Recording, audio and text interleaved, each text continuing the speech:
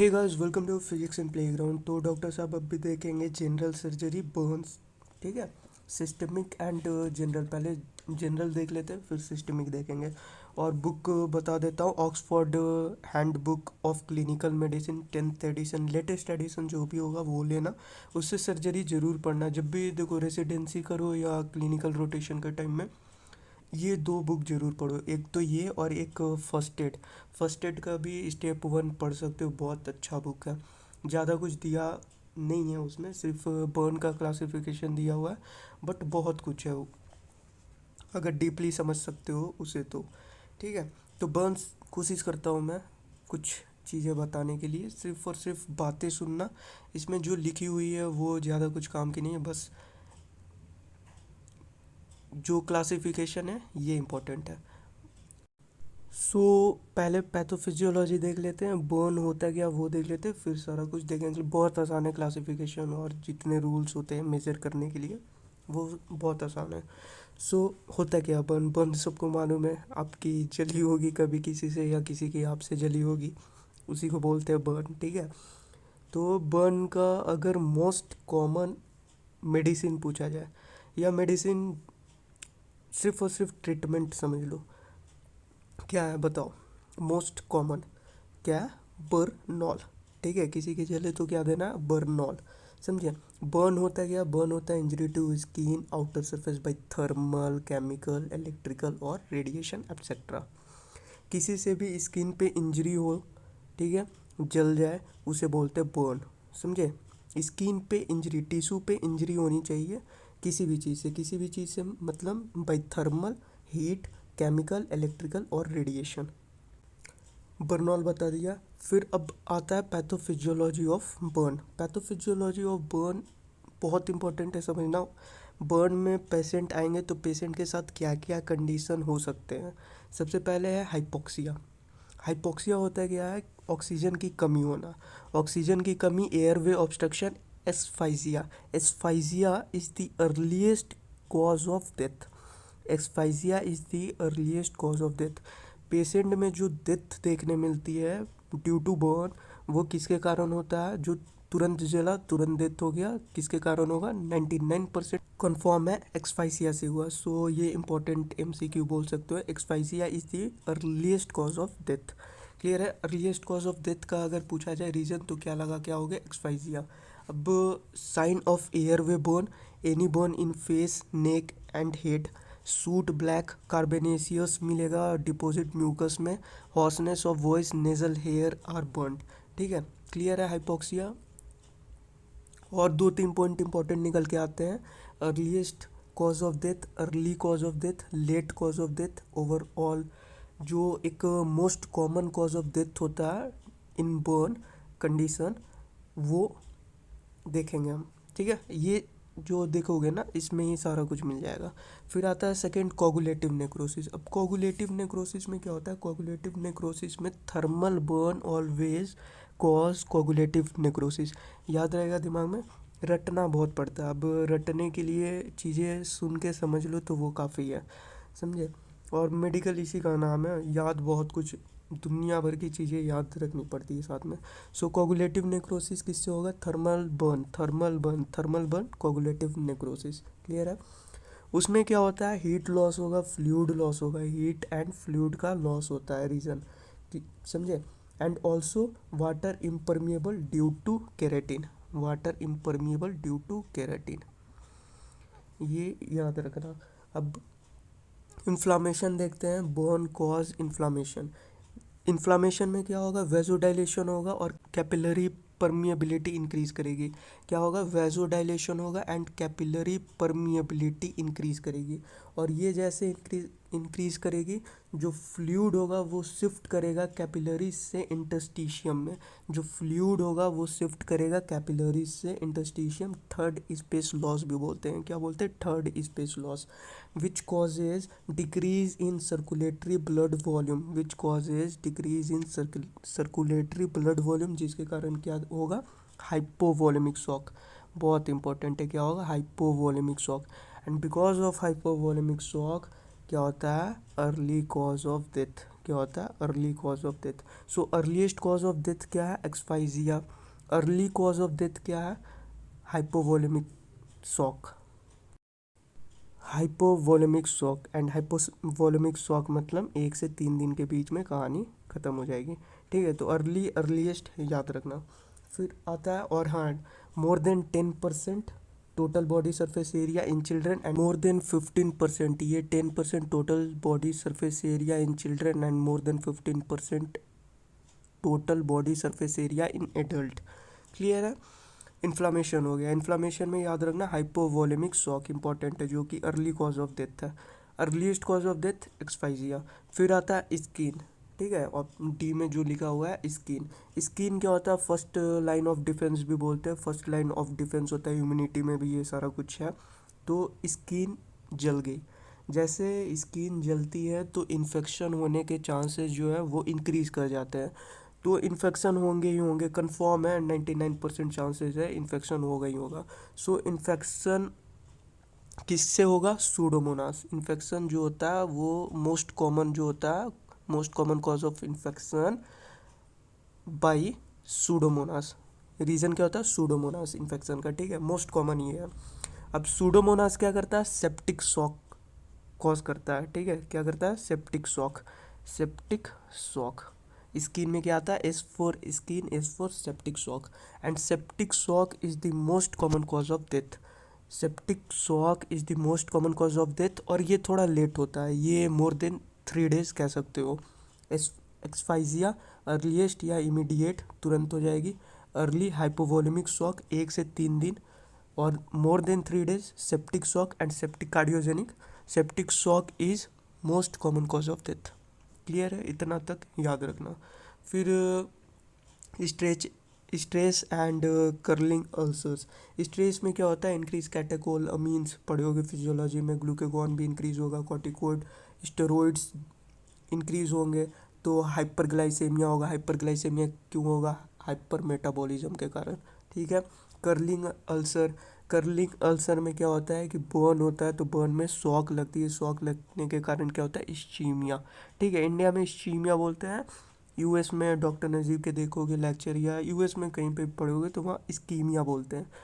India में ischaemia, मैं भी इस्चीमिया बोलने लगा था, बट इसका रियल प्रोनाउंसिएशन है इस्कीमिया, इस्कीमिया बोलते हैं।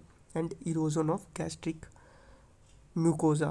ठीक है, इस्कीमिया होगा और गैस्ट्रिक म्यूकोसा ख़त्म होगी, और जैसे ये गैस्ट्रिक म्यूकोसा डिस्ट्रॉय होगी क्या होगा, अल्सर होगा। समझे। सो अल्सर आता है। सो ये था पैथोफिजियोलॉजी ऑफ बर्न। अब देखते हैं क्लासिफिकेशन ऑफ बर्न एंड जो ट्रीटमेंट वगैरह है, जो hospital management and anti microbial use during dressings. Dressings के टाइम कौन कौन से एंटी माइक्रोबियल यूज करते हैं वो नेक्स्ट क्लास में देखेंगे, वो भी बहुत आसान है। प्री हॉस्पिटल ABCDE ऐसे करके याद रखना, airway, breathing, circulation, drugs and exposure, intubation and ventilation, A and P। Airway में intubation, breathing, ventilation. First degree burn होता है तो ट्रीटमेंट मेनली नहीं दिया जाता है, रनिंग वाटर दे दो ठंडा करने के लिए। एंटी माइक्रोबियल्स के लिए आप क्या देख सकते हो, हार्टमैन की सॉल्यूशन दी जाती है, HARTMEN, हार्टमैन सॉल्यूशन। ठीक है, ड्रग ऑफ चॉइस। फिर कैलकुलेशन देखना होता है, area, body, Parkland formulas and ATLS formula use करते हैं। ब्रूक भी देखने मिलेगा, 1.5 मिलीलीटर पर KG क्रिस्टलोइड। तो वो सब चीज़ें देखेंगे। एंड एंटी माइक्रोबियल्स जो यूज़ होते हैं ड्यूरिंग ड्रेसिंग, वो क्या होते हैं, 1 डिग्री और 2 डिग्री। 1 डिग्री एंड 2 डिग्री में मोस्ट कॉमनली यूज्ड जो होता है वो होता है silver sulfadiazine, silver sulfadiazine. ठीक है, ईश्वर को पेनेट्रेट नहीं कर सकता। So 3rd degree and 4th degree में बेस्ट जो होता है वो होता है cerium nitrate, and it can penetrate eschar and also increase cell mediated immunity. Mafenide acetate भी यूज़ करते हैं, ये भी ईश्वर के अगेंस्ट बहुत ही अच्छा होता है। ठीक है, ड्रेसिंग के time dressing material, actually dressing material में होता क्या है, ड्रेसिंग मटेरियल में alginate, foam, hydrogel and hydrocolloid. Chemical and electrical burn फिर देखोगे तो केमिकल बर्न में अल्कली मोर डेंजरस होता है। इलेक्ट्रिकल बर्न में DC लगता है, तो DC देखते हो ना, DC जब भी लगता है तो वो फेंकता है। एंड AC जो होता है अट्रैक्ट करता है, जैसे AC अट्रैक्ट करेगा टेटनी होगा, मसल कॉन्ट्रैक्शन देखने मिलेगा। रिस्पायरेटरी अरेस्ट होगा, रिस्पायरेटरी अरेस्ट मसल ब्रेक कर जाएगी, मसल ब्रेक करेगी तो मायोग्लोबिन रिलीज होगा, फिर क्या होगा, रीनल फेलियर होगा, समझे। और रिस्पायरेटरी अरेस्ट में जो होता है वो कॉज करता है एरिथमिया। क्या कॉज करता है, एरिथमिया। और एरिथमिया क्या करता है, कैन कॉज अर्लीस्ट डेथ। ठीक है, arrhythmia can cause earliest death. Clear है। और ज़्यादा कुछ नहीं देखना है इसमें, बस इतना ही देखना था ट्रीटमेंट वगैरह में। तो डेप्थ ऑफ बर्न समझो, बर्न कितने डेप्थ तक जाती है, क्लासिफिकेशन ऑफ बर्न्स भी बोल सकते हो। सबसे पहले क्या होता है, सबसे पहले होता है एपिडर्मिस, ठीक है। फिर एपिडर्मिस के बाद क्या होता है, डर्मिस। क्या होता है, डर्मिस। और ये जो गैप दिख रही है ना, ये बीच में आपको वो है पेपिलिया, ठीक है, क्या बोलते हैं, पेपिलिया। फिर होता है सबक्यूटेनियस टिश्यू, फैट। फैट होते हैं ये, फैट देख लो, ये हो गया फैट आपका, समझे, फैट हो गया। और इसके बीच में जो होती है यहाँ पे आपको रेटिकुलस देखने मिलेगा। क्लियर है। ये क्या हो गया, ये हो गया आपका एपिडर्मिस, ये डर्मिस, समझे, जो बीच में होती है पेपिलिया। फिर ये हो गया रेटिकुलस, ये हो गया आपका सबक्यूटेनियस टिश्यू, इसे फैट बोलते हैं, फैट। क्लियर है। फिर इसके बाद क्या देखने मिलती है आपको, मसल्स। ये मिला आपको मसल्स, समझे, ये हो गया मसल्स। ऐसा बर्न होता है। क्लियर है। अब होता है क्या है, इसे हम लोग बोलते हैं फर्स्ट डिग्री, इसे बोलते हैं सेकेंड डिग्री, इसे बोलते हैं थर्ड डिग्री, एंड इसे बोलते हैं फोर्थ डिग्री। बोन तक भी चीज़ें पहुंच जाती है, तो वो भी देखेंगे, बट नेक्स्ट क्लास में सारा कुछ। First degree, second degree, third degree. अब समझो पेन किस में होगा, पेन किस में नहीं होगा। So first degree and second degree में बहुत ज़बरदस्त वाली पेन होती है। लाइफ में अगर जो रियल पेन होती है वो सबसे ज़्यादा देखने मिलती है, तो वो होती है बर्न में। बर्न में दुनिया की सबसे खतरनाक वाली पेन जो है ना, वो देखने मिलती है, समझे। सो वो होगा first degree and second degree में। थर्ड डिग्री फोर्थ डिग्री में पेन देखने नहीं मिलेगा।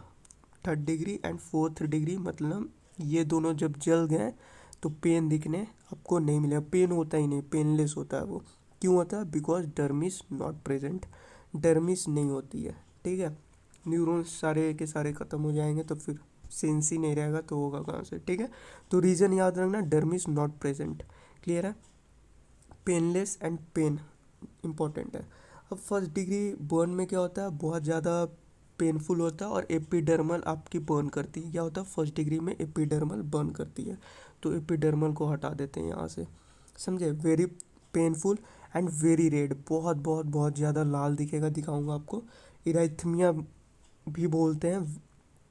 इराइथमिया क्यों बोलते हैं, इराइथमिया इसलिए बोलते हैं क्योंकि वेजोडाइलेशन देखने मिलेगा, ठीक है, बिकॉज ऑफ वेजोडाइलेशन, याद रखना। और ब्लेंचिंग भी होगा because of loss in blood, ठीक है, ब्लड जो होते हैं वो ड्रेन आउट हो जाते हैं। ब्लिस्टर्स नहीं होंगे, याद रखना, no blisters in first degree burn, no fluid leakage, no oedema, no blisters, no fluid leakage, no oedema. Clear है। हील भी हो जाता है। ट्रीटमेंट भी बता दिया, बहुत रेयरली केस होता है, ट्रीटमेंट कराने की ज़रूरत नहीं है। पानी दो, रनिंग वाटर दो, ठंडा करो, बस, समझे।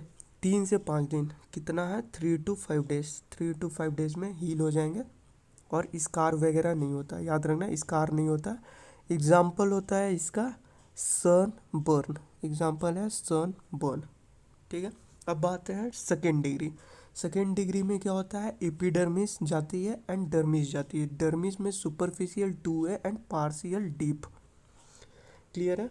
सुपरफिशियल पार्शियल थिकनेस चली जाती है डर्मिस में, जिसमें आप कह सकते हो एपिडर्मिस चली गई, पेपिलिया चला गया, ठीक है, पेपिलिया चला गया, इसे बोलते हैं सुपरफिशियल 2 है। एंड पार्शियल डीप जो होता है 2B भी बोल सकते हो, उसमें क्या होता है, एपिडर्मिस चली गई, ठीक है, रेक्टिकुलस पेपिलिया भी चला गया और ये रेक्टिकुलस चली गई, ठीक है, यहाँ तक बर्न हो गया है, इस जगह तक, समझे, ये पूरा बर्न देखने मिला इस पोजीशन तक। क्लियर है? सो समझ गए यहाँ तक?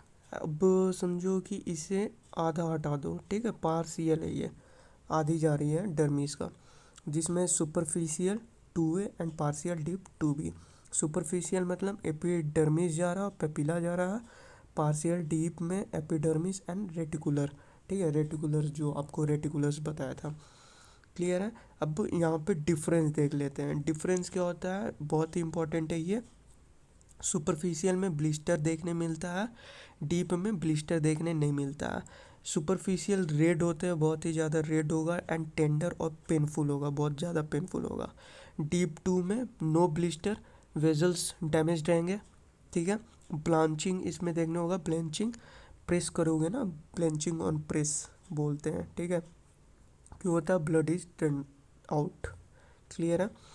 Less redness, white mottled surface,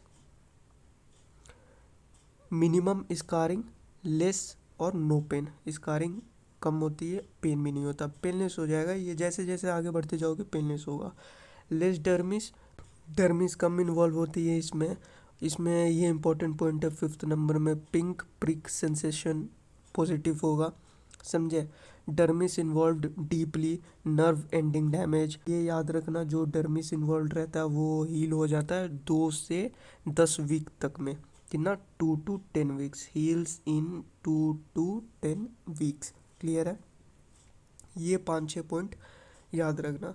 अब third degree burn, third degree burn में क्या होता है, थर्ड डिग्री बर्न में ये रेटिकुलस तो जा चुका है, थर्ड डिग्री बर्न में क्या होता है, complete epidermis, dermis, complete epidermis तो पहले ही चला गया था, अब सेकंड में भी चला गया, थर्ड में भी जाएगा एपिडर्मिस, डर्मिस पूरा का पूरा जाएगा, कंप्लीट डर्मिस भी जाएगा थर्ड डिग्री में, प्लस सब क्यूटेनियस का इन्वॉल्वमेंट होता है फोर्थ डिग्री में, टोटल मसल्स भी इन्वॉल्व हो जाएगा, ठीक है।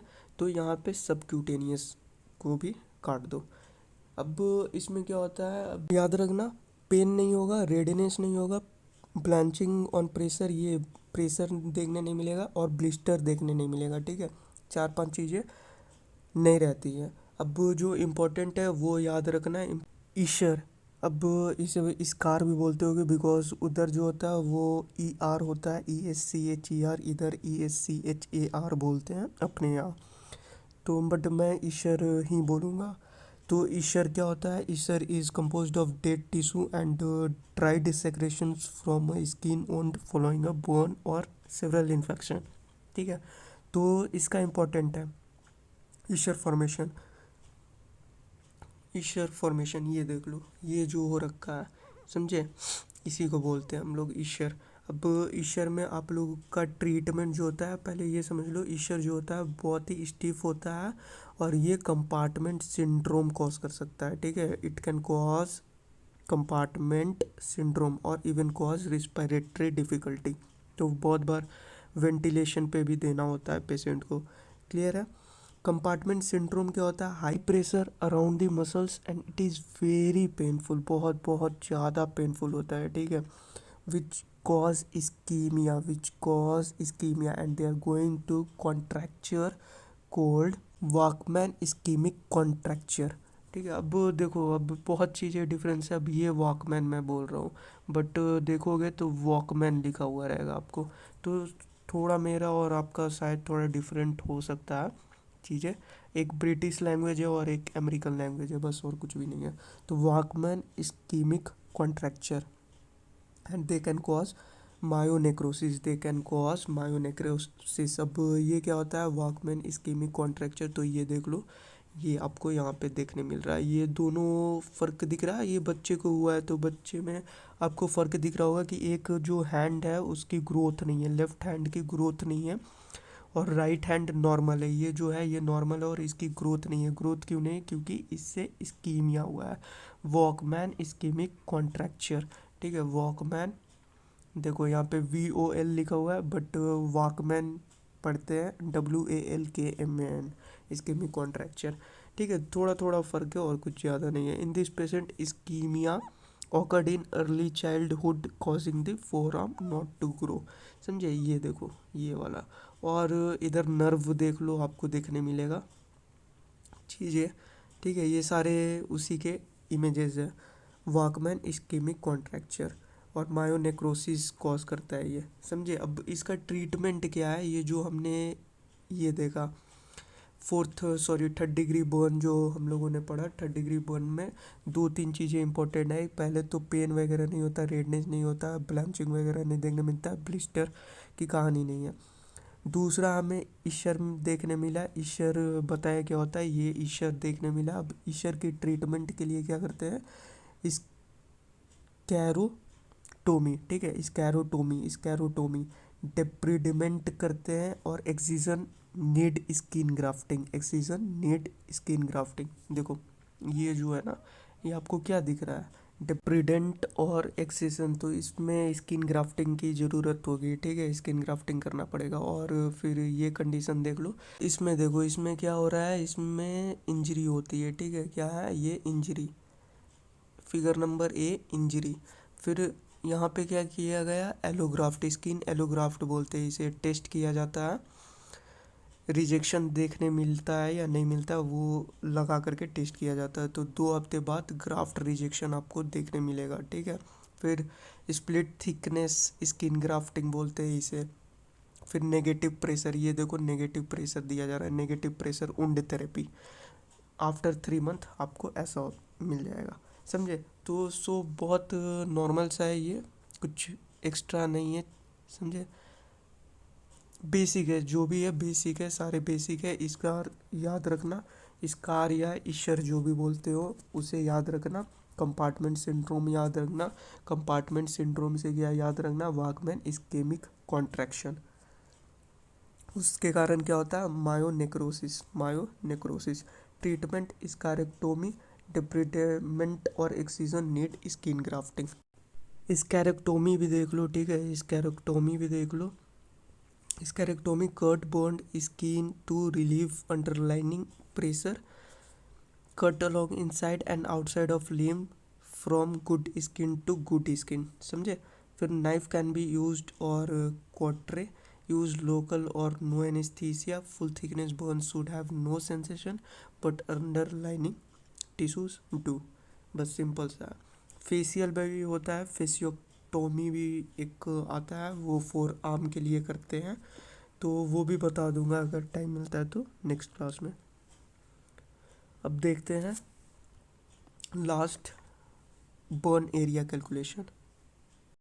तो ये भी ज़्यादा कुछ है नहीं, body surface area estimation, rule of nines and palm rule. तो मेनली जो देखते हैं रूल ऑफ नाइन्स देखते हैं एडल्ट में, वेलिस रूल भी बोलते हैं, Wallace rule of 9, MLE first aid के बुक में भी आपको मिल जाएगा रूल्स ऑफ 9 करके। एंड चिल्ड्रन में देखते हैं लुंड एंड ब्राउडर रूल, ठीक है।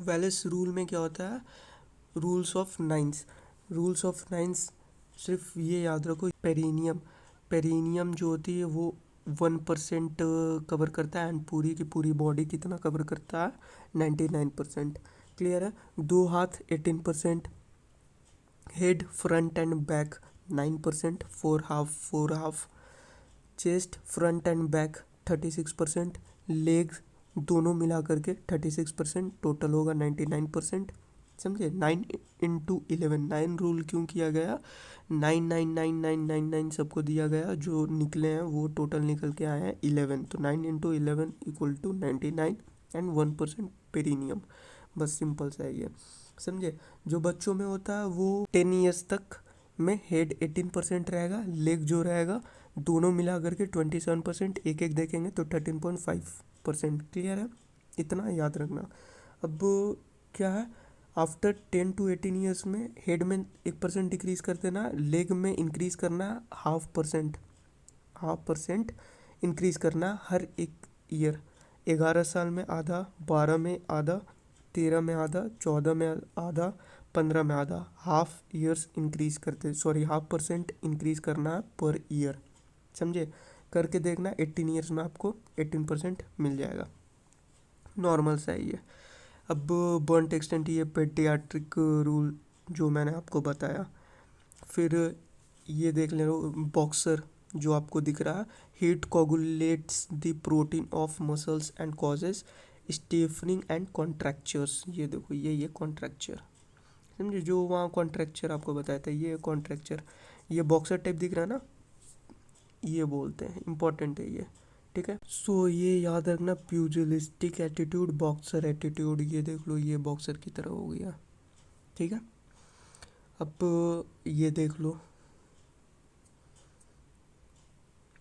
हीट रप्चर, सब ये चीज़ें दिखाना यूट्यूब पे शायद रिस्ट्रिक्टेड कर दे, बट फिर भी देखते क्या होता है। Often parallel to the muscles, absence of bleeding, bleeding नहीं होगा, intact blood vessels and nerves, irregular margins, absence of contusions and vital reaction, याद रखना। Heat haematoma, soft variable chocolate coloured clot, honeycomb appearance, EDH. अब ये आप बताना, question mark है। Carboxyhaemoglobin globulin present, ठीक है। Thermal fractures of the skull, intracranial steam pressure, separation of sutures, rapid dying of bone with contraction, outer table. Causes of death, ये सारा कुछ हम लोगों ने देख लिया। Inflammation, meningitis, peritonitis, pleurisy, hyperproteinaemia, marked fluid loss, renal failure, anaemia, ये सारा कुछ बताया। स्पाइटिकेमिया, टॉक्सेमिया, पाइएमिया, गैंग्रीन, गैंग्रीन क्या है, ये भी एक नेक्रोसिस का पार्ट ही बोल लो। फिर टेटनस, टेटनी भी बताया आपको किस में होता है। Immediate cause of death, asphyxia, suffocation, accident of injury, समझे। Immediate cause of death and delayed cause of death. So तीन चीज़ें सिर्फ याद रखना, अर्लीस्ट या इमीडिएट बोलता है तो एक्सफाइजिया होगा, और हाइपोवोलेमिक शॉक के कारण अर्ली कॉज ऑफ डेथ 1 से 3 दिन, and septic shock most common होता है और लेट होता है ये, बस। सो थैंक्स, यहाँ पे क्लोज करते हैं, टाइम की कमी है, और नेक्स्ट क्लास में चीज़ें ट्रीटमेंट वगैरह देखेंगे, हॉस्पिटल मैनेजमेंट देखेंगे, एंटी माइक्रोबियल्स क्या क्या यूज़ करते हैं अच्छे से समझेंगे।